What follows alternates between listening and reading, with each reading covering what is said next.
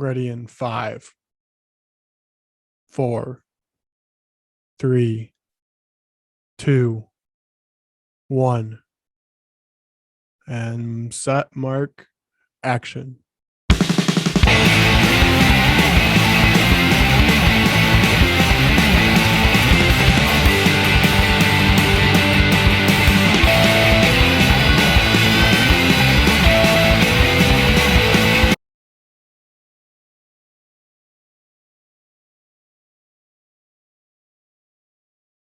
The next Marvel movie got released in theaters this week. Shang Chi and the Legend of the Ten Rings introduced the newest Marvel hero to join the Avengers. Simu Liu plays this titular character alongside Awkwafina, Tony Leung, Fala Chen, and Michelle Yeoh. This is an origin story of Shang Chi. Is directed by Destin Daniel Cretton. The movie does not just focus on Shang Chi, though. The Ten Rings are a powerful weapon protected by his dad, and that's the core of this movie. Is a family dynamic is portrayed very well, and it's a strong aspect of this movie and something that stands out to me. Tony Leung gives a great performance as Shang Chi's dad. He brings a lot of weight to his performance, making this character very intimidating. You can feel his need for power and what the power has done to his personality and the way he acts. I really enjoyed the performance, but made the sister seem underdeveloped as a character. She was not given much to do when she could have been a great character, although I liked the position she ended up in. I think it was just a waste of them not developing her more and making her more a part of the family and important as other family members. The female character that got all the focus was Awkwafina as a love interest. She was not just a typical love interest, though. Their relationship had this amazing chemistry. You saw that they were great friends with a deeper connection yet to be explored. The relationship is constructed in a fun way. Awkwafina did not play the damsel in distress. Instead, she played against type for this performance, and it really helped get these characters become likable, and you're just rooting for them and love their chemistry together. Now, the beginning of this movie had me a little worried because it looked like it might not reach the standards of a typical Marvel movie these days.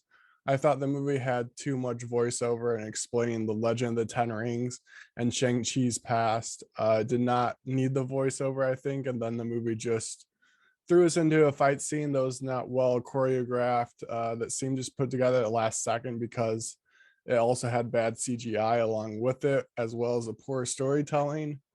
It's this bus scene that looks so fake, and I thought the reveal of who Shang-Chi actually is was done in the wrong way. I think it was just pushed in there too fastly and not developed enough, not connecting with the character before he changes into the superhero. And as the movie continues, it picks up and gets really good, I think. One part I thought that was constructed very well was the transition between the different languages spoken in the movie. There was no time I questioned why they were speaking a certain language, and I did not mind the subtitles. They were speaking, going back between English and the other language, even in battle.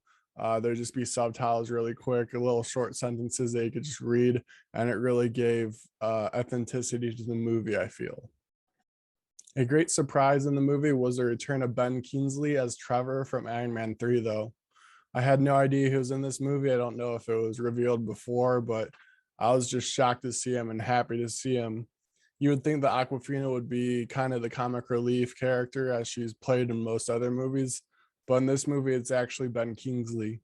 He had me laughing at each scene he was in. One of the best parts of the movie was Ben Kingsley, along with his animal friend Maurice. Disney has definitely transferred its cute animal charm into Marvel movies now. Maurice is a cute, cuddly, furry, faceless animal with wings.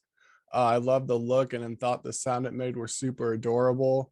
And the CGI is just really well done as it looks so real, even with the weird aspect of Maurice not having a face. And this is where the CG really upped its game, and like the CG continued to get better as the climatic battle scene began. Dragons were brought into the movie as they fought over the souls of humans.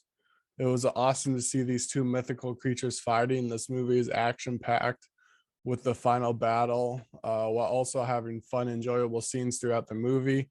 I really enjoyed the karaoke scene of them partying, just the two of them and having fun. It looked like they're having a blast. It looked like I wanted to be there with them, and they're just laughing, enjoying life.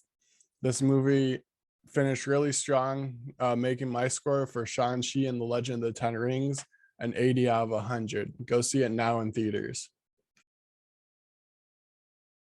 Really quick now, I'll just count down my top 5 favorite Marvel movies to end this video. Just a little fun thing here.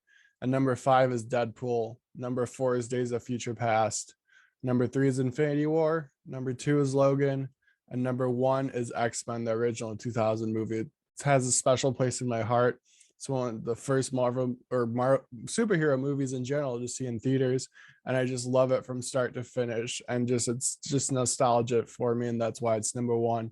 And as you can tell by 4 out of my 5 movies are X-Men, so I'm a big X-Men fan and love the work they've done, even though there has been some sketchy X-Men films in the past of quality. And I can't wait for them to be introduced in the MCU coming up here.